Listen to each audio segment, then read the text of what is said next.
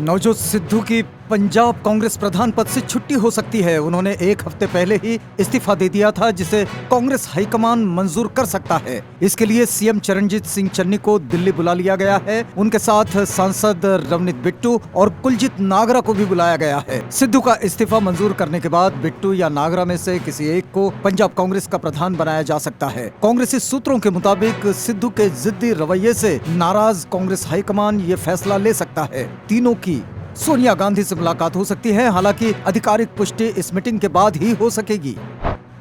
त्रिपुरा के भाजपा विधायक आशीष दास जल्द ही तृणमूल कांग्रेस में शामिल हो सकते हैं। वे इस वक्त कोलकाता में हैं। उम्मीद जताई जा रही है कि वह पश्चिम बंगाल की मुख्यमंत्री ममता बनर्जी की मौजूदगी में टीएमसी की सदस्यता ले सकते हैं।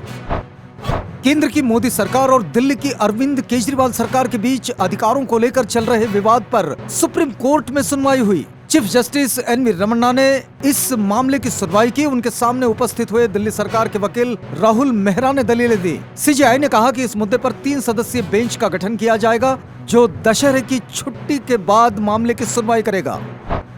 प्रमोशन में रिजर्वेशन के मुद्दे पर सुप्रीम कोर्ट में फाइनल सुनवाई शुरू। इससे पहले पिछले सप्ताह हुई सुनवाई में कोर्ट ने सभी राज्यों के उनके यहां आ रही कानूनी दिक्कतों को लेकर सवाल किया था। साथ ही उसकी लिस्ट 2 हफ्तों में तैयार करके कोर्ट को सौंपने का निर्देश दिया। कोर्ट ने इसके बाद सुनवाई टाल दी थी। बता दें कि सुप्रीम कोर्ट ने साल 2020 में कहा था कि सरकारी नौकरियों में प्रमोशन में आरक्षण मौलिक अधिकार नहीं है और इसे लागू करना या न करना राज्य सरकारों के विवेक पर निर्भर करता है। पीएम आवास योजना के तहत 75,000 लाभार्थियों को प्रधानमंत्री नरेंद्र मोदी द्वारा चाबी दिए जाने पर परोक्ष रूप से निशाना साधते हुए बहुजन समाज पार्टी के सुप्रीमो मायावती ने कहा कि चुनावी लाभ के लिए गरीबों को आवास आवंटन का काम जल्दबाजी में आधा अधूरा नहीं होना चाहिए। मायावती ने ट्वीट किया कि बीएसपी के पद चिन्हों पर चलकर भाजपा द्वारा यूपी में गरीबों के लिए आवास आवंटन आदि का कार्य चुनावी स्वार्थ की पूर्ति के लिए जल्दबाजी में आधा अधूरा नहीं होना चाहिए, बल्कि योजनाओं के पूरा होने पर ही इनका सही उद्घाटन व आवंटन हो तो बेहतर, ताकि उसका सही लाभ लोगों को मिल सके। उन्होंने कहा कि वैसे चुनाव के नजदीक आने पर यहाँ ज्यादातर योजनाओं के शिलान्यास व आधी अधूरी स्कीमों का उद्घाटन आदि करने की जो गलत प्रवृत्ति रही है, उससे इनके पूरा न होने पर जनहित व जन कल्याण दोनों पूरी तरह से प्रभावित होता है, जबकि विकास की प्रक्रिया अनवरत जारी रहनी चाहिए।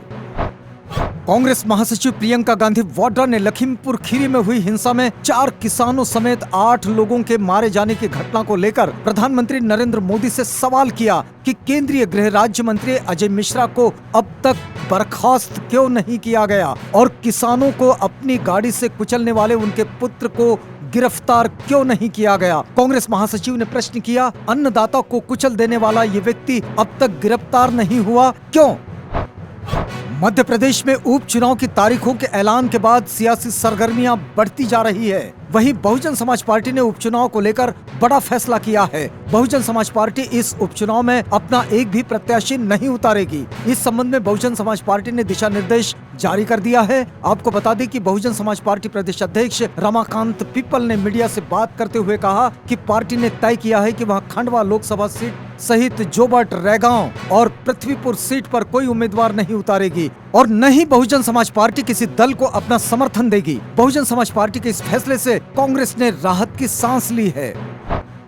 आजाद समाज पार्टी के राष्ट्रीय अध्यक्ष चंद्रशेखर आजाद ने उत्तर प्रदेश के मुख्यमंत्री पर निशाना साधते हुए कहा कि 70 लाख रोजगार कहां है। उन्होंने कहा कि दलित समुदाय कोई वोट बैंक नहीं है, इसलिए वे नहीं चाहते कि वोट के नाम पर कोई उनका अधिकार छीने। कार्यक्रम सत्ता सम्मेलन में आजाद ने कहा कि गरीबों और वंचित तबकों की राजनीति कांशीराम के सिद्धांतों से ही आगे बढ़ सकती है। विधानसभा में अकेले लड़ने के सवाल पर चंद्रशेखर आजाद ने कहा कि जब चुनाव आएंगे तो बता दिया जाएगा। उन्होंने कहा कि कोरोना काल में भी जातिगत अत्याचार जारी रहे, उनकी सरकार आएगी तो सबसे पहले पिछड़े वर्ग के लोगों को नौकरी दी जाएगी।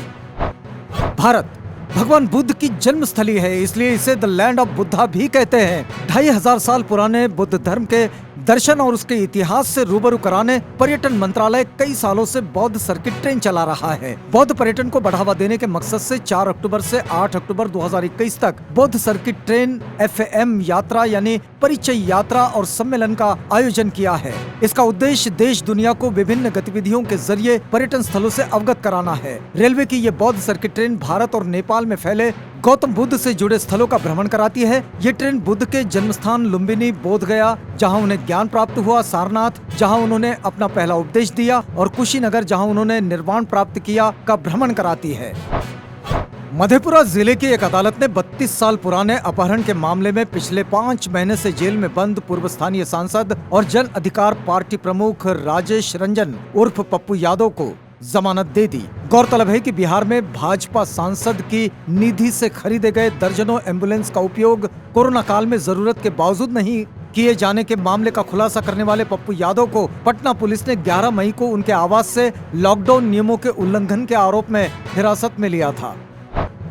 बांग्लादेश नौसेना का जहाज समुद्र अभियान पूर्वी नौसेना कमान की 5 दिवसीय यात्रा पर विशाखापट्टनम पहुंचा। बांग्लादेश नौसेना की ये यात्रा बांग्लादेश के राष्ट्रपिता बंधु शेख मुजिबुर रहमान की जन्म शताब्दी और स्वर्णिम विजय वर्ष 1971 के भारत पाक युद्ध की 50वीं वर्षगांठ जिसके कारण बांग्लादेश को मुक्ति मिली को एक साथ मनाने के लिए है। चुनाव आयोग ने चिराग पासवान को लोक जनशक्ति पार्टी रामविलास नाम और चुनाव चिन्ह हेलीकॉप्टर आवंटित किया है, जबकि पशुपति कुमार पारस को राष्ट्रीय लोक जनशक्ति पार्टी नाम और सिलाई मशीन चुनाव चिन्ह आवंटित किया है। संजय राउत ने कहा कि प्रियंका गांधी से आपके राजनीतिक मतभेद हो सकते हैं, कांग्रेस से हो सकते हैं, लेकिन उनका गुनाह क्या है कि उन्हें बिना वारंट अरेस्ट किया गया है? यही राम राज्य है क्या? उत्तर प्रदेश में इतना बड़ा हत्याकांड होने के बावजूद शाहरुख खान के बेटे आर्यन खान के नशे की खबर ज्यादा अहम है तो बंद कीजिए जय जवान जय किसान का नारा। शिवसेना ने इन शब्दों में बीजेपी की मोदी सरकार पर हमला किया है। उत्तर प्रदेश के लखीमपुर खीरी में प्रदर्शनकारी किसानों को गाड़ी से रौंदने के आरोपी आशीष मिश्र यानी कि केंद्रीय मंत्री अजय मिश्र के बेटे के खिलाफ हत्या का केस दर्ज कर लिया है। इस बीच किसानों पर गाड़ी चढ़ाने का एक नया वीडियो सामने आया है। सोशल मीडिया पर वायरल हो रहे इस वीडियो में दिख रहा है कि गाड़ी की टक्कर के बाद कुछ किसान जमीन पर गिर गए, वहीं कुछ बचने के लिए हाथ पांव मारते नजर आए और मौके पर अफरा तफरी मच गई। पंजाब कांग्रेस के नेता नवजोत सिंह सिद्धू को भी चंडीगढ़ पुलिस ने हिरासत में ले लिया था। सिद्धू कांग्रेस कार्यकर्ताओं के साथ राज्यपाल आवास के बाहर धरना दे रहे थे। कांग्रेस नेता प्रियंका गांधी उत्तर प्रदेश पुलिस द्वारा हिरासत में लिए जाने के कुछ घंटों बाद पंजाब के उप मुख्यमंत्री सुखजिंदर सिंह रंधावा और अन्य विधायकों को भी हिरासत में ले लिया गया। दरअसल रंधावा और उनके साथ अन्य विधायक लखीमपुर खीरी जाने की कोशिश में थे। ओडिशा सरकार ने राज्य में शिक्षा को बढ़ावा देने के लिए एक बड़ी पहल शुरू की है। दरअसल उन्होंने छात्र प्रोत्साहन योजना शुरू की जो राज्य में ST छात्रों को मेडिकल और इंजीनियरिंग में प्रवेश परीक्षाओं के लिए मुफ्त कोचिंग प्रदान करेगी। राज्य सरकार का ST और SC विकास विभाग राज्य भर में SC और ST स्कूलों में 7 उत्कृष्टता केंद्र खोलेगा, जहां हर साल ऐसे 320 छात्रों को मुफ्त शिक्षा प्रदान की जाएगी। सत्ता सम्मेलन में शामिल हुए AIMIM के प्रमुख बैरिस्टर असदुद्दीन ओवैसी ने कहा कि यूपी में अगर बीजेपी को हराना है तो सबको साथ आना होगा। साथ ही अखिलेश यादव को मुख्यमंत्री बनाने पर उन्होंने कहा कि अभी आकर बात करें। ओवैसी ने पूछा कि वे बीजेपी का काम आसान कैसे कर सकते हैं? क्या कल लखीमपुर खीरी में घटना उनकी वजह से हुई? दरअसल जब बाकी पार्टियां हारती हैं तो उन्हें बीजेपी की तरफ बता देती है। SP और BSP मिलकर भी जीत नहीं पाए। इन्हें गुरूर है और इसलिए वे अपनी कमजोरियों को दूर नहीं करना चाहते। स्पेस में शूट होगी पहली film. American star Tom cruise को पीछे छोड़ अंतरिक्ष में फिल्म शूट करने वाला पहला देश बनेगा रूस। चैलेंज की टीम इंटरनेशनल स्पेस स्टेशन के लिए रवाना। नासा ने इस पोस्ट में ये भी बताया कि रूस के डायरेक्टर क्लिम शिपेंको 5 अक्टूबर को चैलेंज की शूटिंग के लिए इंटरनेशनल स्पेस स्टेशन के लिए रवाना होंगे। इसी के साथ रूस स्पेस में फिल्म की शूटिंग करने वाला दुनिया का पहला देश बन जाएगा। नासा ने पोस्ट में रूसी एक्ट्रेस यूलिया पेरसिल्ड, डायरेक्टर शिपेंको और अंतरिक्ष यात्री एंटोन स्कार्पलेरोव की लॉन्चिंग के समय के बारे में भी जानकारी दी है। अमेरिका ने ताइवान के समीप चीन की सैन्य गतिविधि को उकसावे वाली करार दिया है। व्हाइट हाउस की प्रेस सचिव जेन साकी ने अपने नियमित संवाददाता सम्मेलन में कहा कि वे ताइवान के समीप चीन की उकसावे वाली सैन्य गतिविधि को लेकर चिंतित है, जो क्षेत्रीय शांति व स्थिरता को कमतर करती है। दुनिया भर में लगभग 6 घंटे तक विश्व भर में फेसबुक, इंस्टाग्राम और व्हाट्सएप पूरी तरह से ठप हो गया था। 7 घंटे बाद सभी तरह की परेशानियों को दूर करके एक बार इन सभी को फिर से सुचारू रूप में चला दिया गया। सर्वर ठीक होने के बाद कंपनी के मालिक मार्क जुकरबर्ग ने इस परेशानी के लिए यूजर्स से माफी मांगी।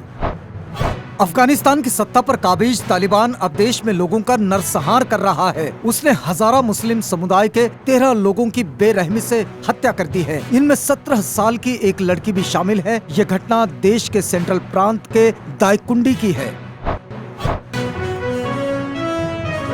पेरू की राजधानी लीमा में जारी जूनियर वर्ल्ड शूटिंग चैंपियनशिप में भारतीय शूटर ऐश्वर्य प्रताप सिंह तोमर ने विश्व रिकॉर्ड बनाते हुए 50 मीटर 3 पोजीशन इवेंट में गोल्ड मेडल अपने नाम कर लिया है। 20 वर्षीय ऐश्वर्य ने क्वालिफिकेशन स्टेज पर जूनियर वर्ल्ड रिकॉर्ड 1185 की बराबरी की थी। वहीं फाइनल राउंड में उन्होंने 463.4 का वर्ल्ड रिकॉर्ड अपने नाम कर लिया।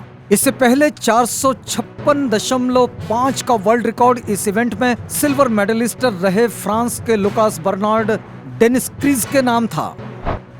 14 साल की भारतीय निशानेबाज नामिया कपूर ने जीता गोल्ड। 20 साल के ऐश्वर्य ने बनाया वर्ल्ड रिकॉर्ड। उन्होंने महिलाओं के 25 मीटर पिस्टल इवेंट में देश के लिए गोल्ड मेडल जीता। नामिया कपूर ने फाइनल मुकाबले में 36 अंक हासिल किए, जबकि फ्रांस की कैमिली 33 अंक लेकर दूसरे स्थान पर रही। इस इवेंट में भारत की एक और युवा निशानेबाज मनु भाकर तीसरे नंबर पर रही। उन्होंने 31 अंकों के साथ ब्रॉन्ज मेडल अपने नाम कर लिया। कपूर क्वालिफिकेशन में 6ठे स्थान पर रही थी, जबकि भारत और सांगवान पहले 2 स्थान पर थे। बीते साल भारतीय सिनेमा के जाने माने दिग्गज गायक एसपी बालसुब्रमण्यम का निधन हो गया था। एसपी बालसुब्रमण्यम भले ही अब हमारे बीच नहीं है, लेकिन अपना आखिरी गाना वह रिकॉर्ड कर गए जो उन्होंने सुपरस्टार रजनीकांत के लिए गाया था। सोमवार को रजनीकांत की आगामी फिल्म अन्ना थे का पहला गाना अन्ना थे रिलीज हुआ, जिसे हर ओर से सराहना मिल रही है।